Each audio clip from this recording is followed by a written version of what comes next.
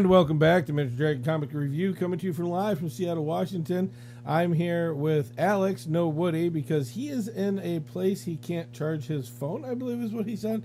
But anyways, thank you, Alex, for, going through the hassle of coming out and joining us today. I know, such a amazing thing to do.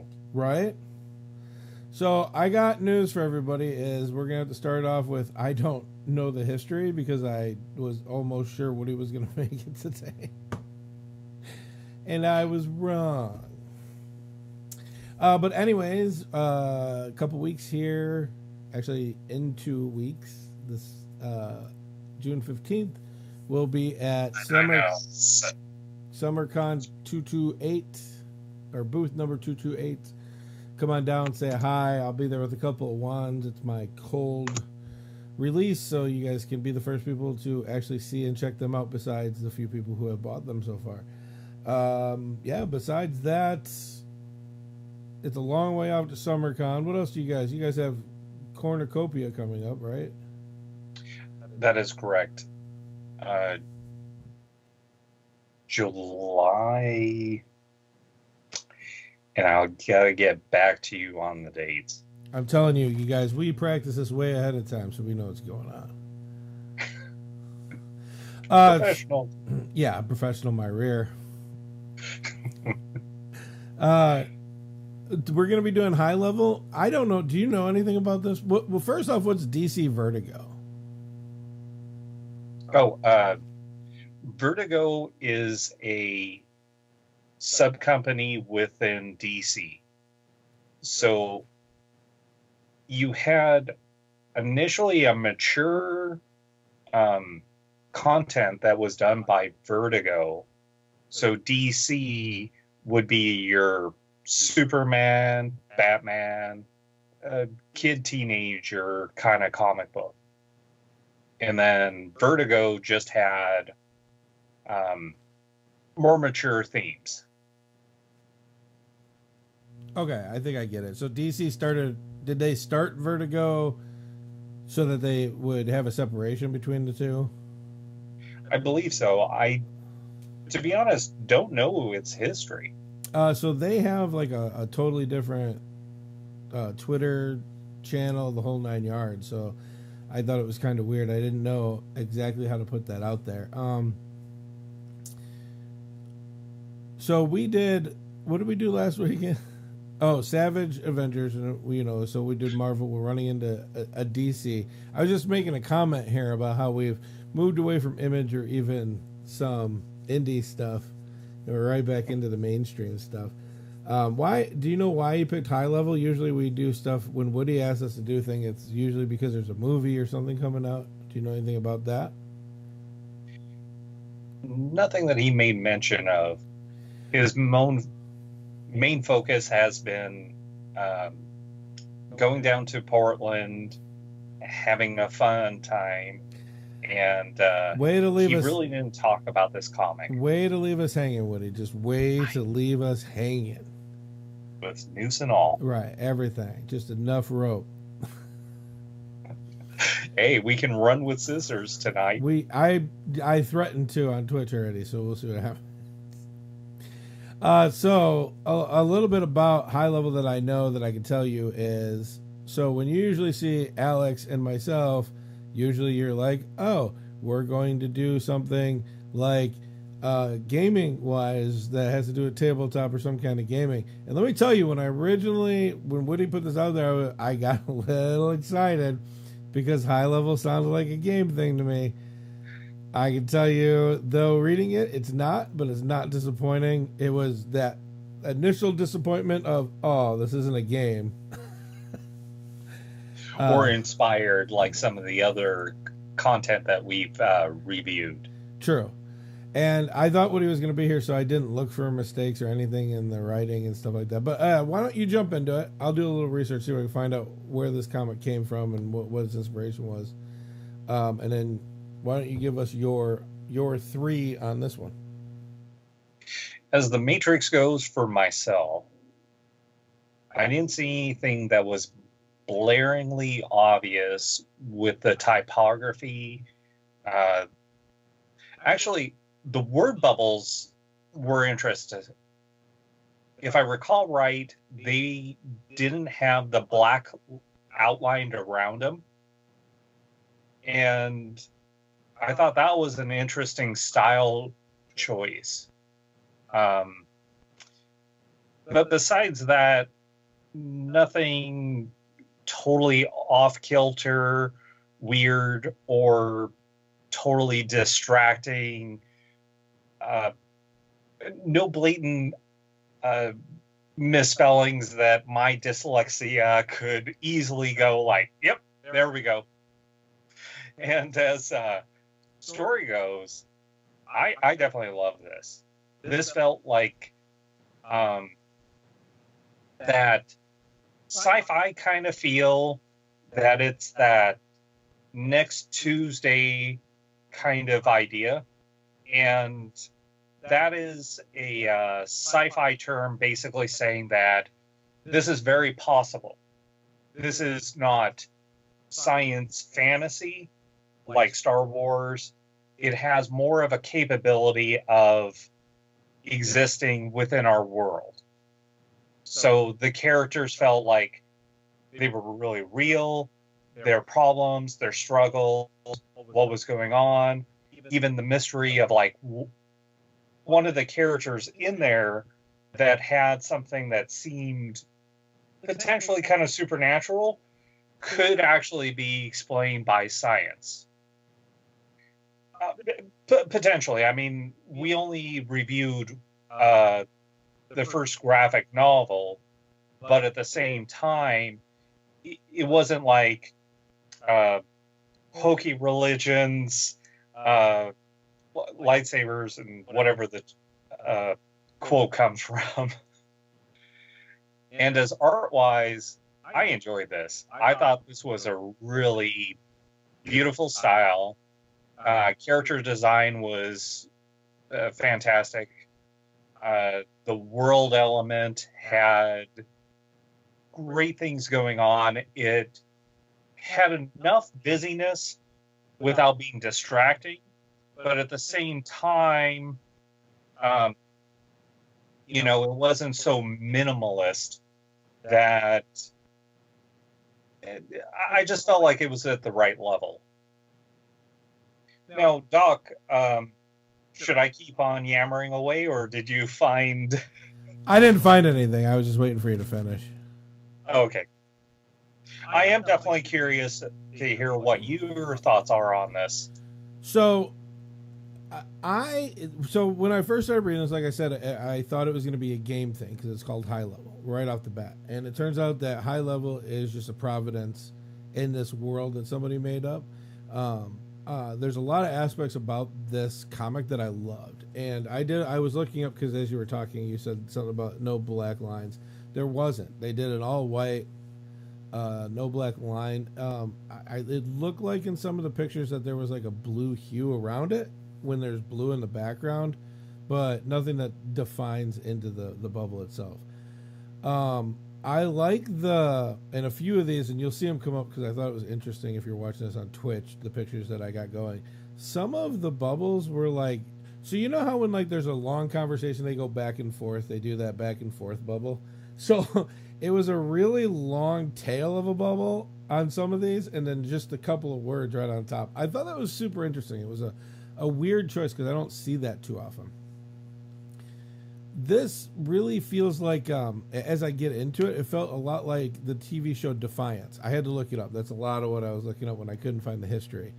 It's an old TV show. Aliens fought. They were fighting over the world. And then Defiance was the town St. Louis that ended up... Oh. You know what I'm talking about? Sci-Fi Channel? Yeah. I don't know whatever happened to that show. I enjoyed it. It just stopped one day. But anyway, 3 seasons. I think so. It was like 2 or 3 seasons.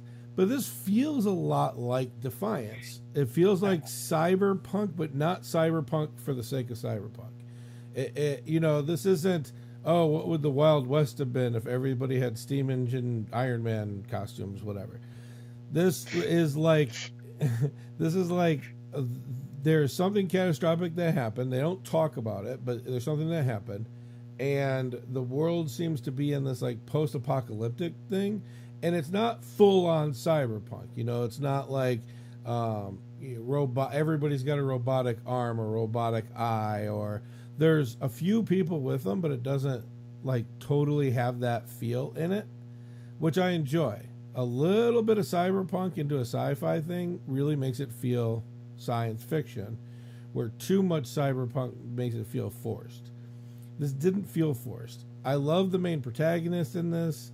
I love the storyline so far. You don't know who the bad guy is, and we're in episode 2. That's my favorite part. You really don't know who's right and wrong here. That's one of the things. And I love how the story did that, where they were giving different points of view about the same thing. And it was like, oh, it could be this, or it could be this, or they could both be right, and they just have a different understanding of it, which is actually what I really felt was going on. But it starts off with this lady who's driving a honey wagon around cleaning out poopers, and I'll tell you right off the bat, like, that made me laugh and kept me interested, because she could have done anything. It could have been like Rey in Star Wars, where she's scavenging for stuff. It could have been she's going out to fight things, because the way she was dressed, it would not put her past being like some kind of, I'm going to be one badass person that's going to go out and fight all these people. I love that she's more down to earth, realistic in that she's not superhuman strength. She's not super spy, kick your butt, a woman. I like those kind of comic books, but I'm really happy they didn't go with it. She's just really clever. She's really smart, and it's not Batman smart. I don't think she has a contingency plan for everybody, and nobody's ever going to beat her. But she's very interesting. She has a robot that doesn't speak well, but she can translate for it. She makes little marionette puppets, which it was really weird. I'm sure it'll come into the story somewhere, but it was just like kind of interesting that was her thing. You know what I mean? It's like it gave a different aspect to it. It almost seemed like it was nothing, except for she likes to make things, and in this case, it's marionettes. I think you know what I'm talking about in the comic and the story, and I'm talking a lot about the story now because the story was really cool. The rest of it did not disappoint me. The art in this is awesome. I love the colors that are used in this, to be honest with you. And that's the reason I got a feeling it's post-apocalyptic, because the sky has some weird colors that it becomes. This isn't blue and black of the sky, or like a red hue coming off the sun. When the sky is pink, the whole thing is pink. It's very interesting to me, and I think it's on purpose. I do. I was looking at, when I was reading this comic, it felt like it wasn't, it didn't feel like it was just color choices for the background. Like, it feels like there's more to this. And I love that. I love stories that keep me going with this. I love art that keeps me going. I love characters that are super interesting. And you meet people very shortly, but you feel like you understand their character. Jasper is one of them. Jasper is a character who has a real short run in the two comics that we were reading. He was in and out, but I remembered his name, and that's not like me. That's all I'm saying. This comic book has a lot of things going good for it. I love the art, and this is one of the few comic books I can say that I like the art in the comic more than I like the cover. I'm usually the other way around, and I think it's because sometimes people take a longer time to do the cover, or they'll get a totally different artist to do the cover while the other person's doing the art. I did like the covers here, but once I opened up the comic and started reading it, I love the art inside it more. I feel like they spent a lot of time and detail on what they were doing. And when you first start reading, you're totally lost, because it's totally like a fantasy kingdom with a fantasy king that in the first couple of pages, and then out of the blue, this guy comes out of nowhere and goes, I can correct all your problems. You got a thought? Yeah, I actually kind of forgot about that. That's right off the bat. That's the first couple of pages. And they don't explain it. It's like out of nowhere. And then you lose it. And like Alex said, he forgot, because you go through 2 full comics and they don't come back to it. I'm not mad about that. I know it's a plot point, but It's because they're explaining things like any new comic does. You have to explain the features of what's going on. You have to explain what people do. I like this idea of having the high level is supposed to be the city where people can go and they can ascend, and then you can work towards ascension. And it feels like you're working towards something. One of the other characters says that you're a slave living in a box until you die, and that nobody ever really ascends, and nobody knows what happens because you don't see them after they ascend. So it's got to be some kind of slavery thing. I like that. They kind of explain like it could be a million different things you don't know. It's super. The story itself is super interesting, and it really draws you in. And I think that's a big thing for comic books. And I think it's something a lot of comic books don't have today. They don't have that storyline. They just want to explain everything. So either you get a lot of stuff up front, or you get a lot of stuff at the end. And this book feels like it's kind of spreading it out. I don't know how many issues it's supposed to go. If it's supposed to be long running, if it's a 10-issue thing, an 8-issue thing, whatever. But I feel like even if it's 8 issues, they'll end it. If they keep writing the way they are, they'll end it the same way they're writing it, and it'll just leave you not knowing what's happening, which to me would be phenomenal. I would love just to have a comic book just cut off out of nowhere that you're super interested in, and just not have an ending. Like I said, the art is really cool in this, by the way. Inside the book, the covers are cool. I'm not knocking the covers. They're just not as impressive as the art inside the books themselves. And this isn't like watercolor or anything else that's impressed me in the past. This is regular drawing ink, pencil ink art. But the detail, I feel like they paid attention to a lot of things more than normal. And it might just easily be because, mainstream comic books have a really quick turnaround. So they have to get them out really fast. So they really, you can pay attention to details, but you can't pay attention to every details. It's that 1 minute, 5 minute, 10-minute drawing thing that I've seen so many times. And I feel like they're more in the 5-minute area, where this feels like it was in a 10-minute area. Like somebody took their time to make this happen. The lettering, I love the way the robot talked. I'm not sure about the choice of having the lettering the same. The bubble's different. The bubble has a little electronic jump to it, but the letters are the same font as the other people speaking, which I'm not sure what kind of a choice that is. I kind of like the different fonts, especially when you understand that people have accents and some people don't have accents. It's one of those attentions to detail that would have blew this off the map.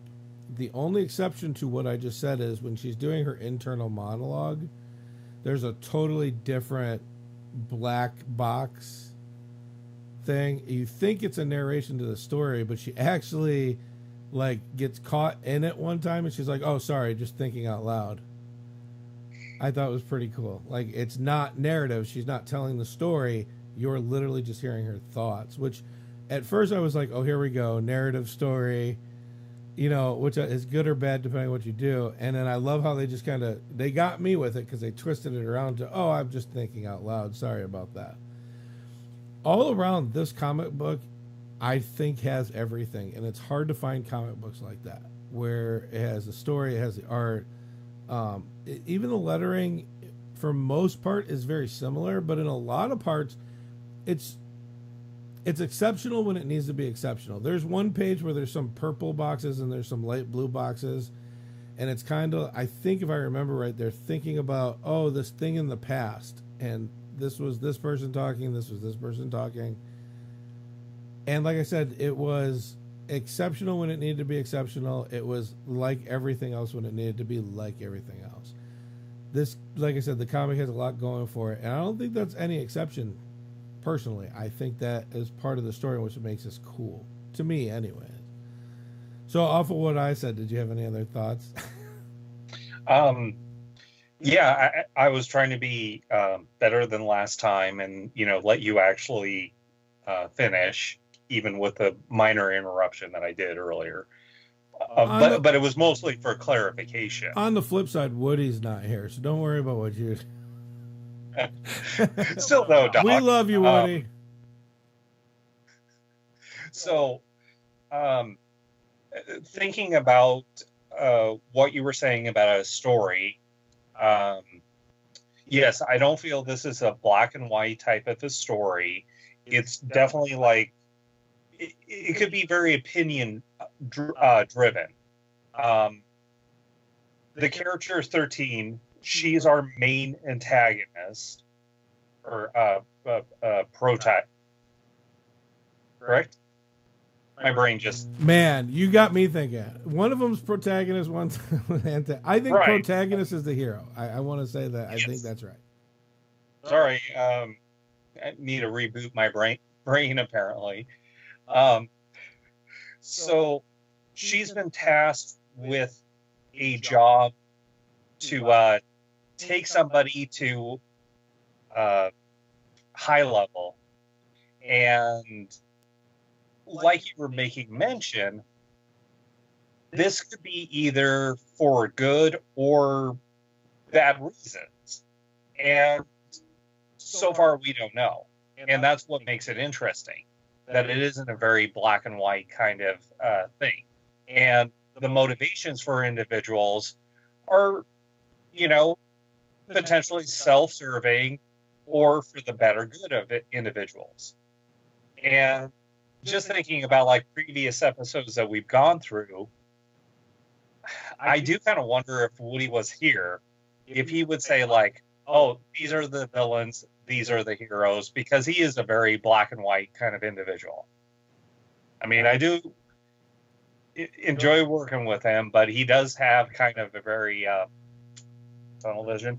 Well, see, I could see that, but that's because Woody thinks he can figure out the story before the story starts. I don't think it's a lot about him being black and white. I think he just has a grasp, because from the stories that he's called like that we didn't go further, but we go further because we get the comics and stuff. He hasn't been wrong per se. I think this one would have been hard for him to call. I honestly don't think he would have been like, oh, these are the bad guys, these are the good guys. Because this story is written in such a way you have no idea who's the bad or good guy. Which I like. I'm sick and tired of the tropes. Anybody who's in a corporation or in a good spot for living is obviously the bad guy, where the poor person is obviously the super good guy because obviously he's the poor guy. Like, okay, I get it. It's a good story thing, but it's been told a million times. It's time to have something different. This is different. These people aren't poor. That's the best part about this. Like, some of them have a harder time making a living than others, obviously, in this. But they're not poor. They choose to live at this town. I think it's Oni or something like that. Own me. I don't remember. They choose to live in this town, and everybody's happy. And the people that you think would be from high level, they seem like, when in the story, they seem to be happy. Like, it's just two different places to be. The story makes you think like it's going to be corporate versus poor. You know what I mean? But so far, this story has not given me that idea. I love that everybody, like, she met somebody. Jasper, the character, is going to high level because he wants to leave the community and go to high level. And they have a little back and forth. And I love the way it ends because you don't see it too often, which is, you know what, Jasper, I love you. I hope I'm wrong. Good luck, man. Like, seriously, good luck. And I was like, yeah, wow, you do not see that. Not today. I'm on every social media thing for Doc's Wands, and if I wasn't, I would be off social media because it has made me so angry. People follow shaming people because they don't like somebody that they're following is a thing. Everybody like voicing their opinion. If you don't believe in their opinion, and it's weird. It's not like if I just keep to myself. Because like me, I own a business. I don't want to get into politics or anything I think could be politics. So people voice their opinion and I let it go. Whether I agree or I disagree, I don't want to get in the middle of it. Because it's going to affect my business. That's what I'm on there for. And then all of a sudden, I'm the enemy from both sides of the argument because I didn't take a side. And this was like the total opposite of that. It's like, you can be on the other side and we can talk. And we can go to the bar and have drinks, and we can live in the same area, and we'll talk, and you know who I am, and we'll be pleasant with each other, even if you don't agree with what I'm saying. I enjoy that. There's not enough of that in the world today. That is really all I wanted to say about that particular thing, because I enjoyed it so much, and it was one little panel inside of two comics that we read. So, Well, and I felt like it was very organic. It wasn't that kind of join the rebellion, um, fight the empire. The classic trope that you were kind of making mention of the hero's journey, and 13 is basically, going forth and she's going to save things. But this feels a little bit more realistic, even though it is a post-apocalyptic world. Setting aside, it feels like people. It feels like these individuals interacting with each other. They have their different levels of opinions and actual facts. And, that kind of fine level in the real world, we all have those levels of truth. Some of them being very true, some of them being very fanciful. But at the same time, 13 and Jasper were able to actually have a conversation. They didn't agree per se in, like, 13 was very opposed, where Jasper was very, this is what I want to do. But that adult level of saying, from 13 saying to her friends, go ahead and do this. I hope I'm actually wrong. And that is a wonderful thing of, being an adult. And that's why I feel like, once again, Vertigo is a much more mature title in what they do for their comic books, their series, the way that they write is more for an adult audience. I wish they'd do that particular thing in more comics, though. That's all I'm saying. Oh, yeah. I mean, it's like you treat a child with respect and give them the capabilities to be the future adult that they're going to be, and it gives them a positive experience. You treat them nothing more than just, you're bothering me, kid. And I've seen some of the negatives from my own life and from others that I've been around. So, Alex, and that's just my opinion. We got 2 minutes left. Why don't you give us your final thoughts? So, as final thoughts, I would almost say that I'd be willing to break my previous rule and give it a star rating, but I won't. But to be honest, I did enjoy this, and I feel like pick it up, make your own decision, and I would love to hear from you guys. I feel like this comic had everything, and that's unusual today. And I'm not saying that there isn't comics that don't. I'm saying that it was very refreshing to have a comic that was, because we've been through a couple that, like I said, tropes. I don't like them. After a while, they're cool for a while, and when you go back to them, like, don't get me wrong, the classic stories are always classic.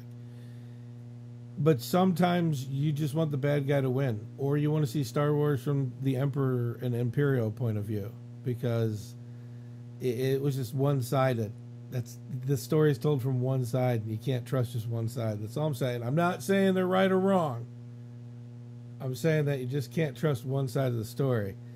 The Imperial government was the rightful government at the time, and rebels were terrorists. But anyways, it's just, you can't trust it. It's just how it is. This comic, though, pick it up, give it a chance. Even if it's not your thing, I think you would find that it is a very impressive comic book. I really felt like it was. Check these guys out, even when they're not here, like Woody is not here. On miniaturedragon.com, they have a lot of stuff that is on there now. Pouring out new stuff all the time, new, different. If you're looking for different comics, this is the place to go. They have classic comics. They have different comics. They have a world-building comic. They got a ton of stuff. Check me out at docswans.com. I got a lot of stuff and new stuff coming on. We'll see you on the 15th and 16th at SummerCon. One last plug I would like to do for myself. Sorry. So, Kyujin Comic Art on YouTube. I do animations and drawings. Definitely check it out. Have a good one. Read more comics. Keep it nerdy and live your dream.